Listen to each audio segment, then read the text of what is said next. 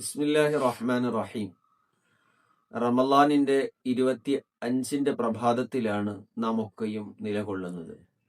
ഇന്നത്തെ പകൽ നോമ്പ് 25 അള്ളാഹു താലയുടെ അടുക്കൽ നരകമോചനം ലഭിക്കുകയും സ്വർഗലബ്ധിക്ക് തയ്യാറാവുകയും ചെയ്യേണ്ട സന്ദർഭമാണ് നാം കടന്നുപോയിക്കൊണ്ടിരിക്കുന്ന ഈ സുലഭിത മുഹൂർത്തങ്ങൾ.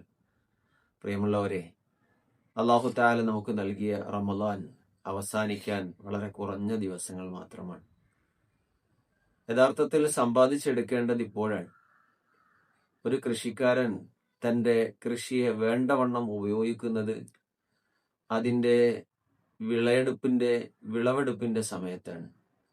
ആ സന്ദർഭത്തിൽ ഉപയോഗിക്കാതെ എനിക്ക് കൃഷിയിൽ ലാഭമുണ്ടായില്ല എന്ന് പറയൽ നമുക്കൊക്കെ അറിയുന്നത് പോലെ വലിയ പ്രയാസകരമായ കാര്യമാണ്.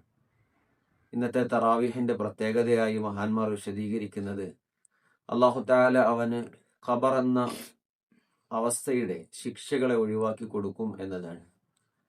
നേടിയെടുക്കുക, ആ സൗഭാഗ്യങ്ങളെ കളയാതിരിക്കുക, അശ്രദ്ധമാകാതിരിക്കുക, അതാണ് റമളാനിൽ നാം ചെയ്യേണ്ട ഏറ്റവും ശ്രദ്ധേയമായ അമൽ. അല്ലാഹു സൗഭാഗ്യം കനിഞ്ഞരുളട്ടെ. അസ്സലാമു അലൈക്കും.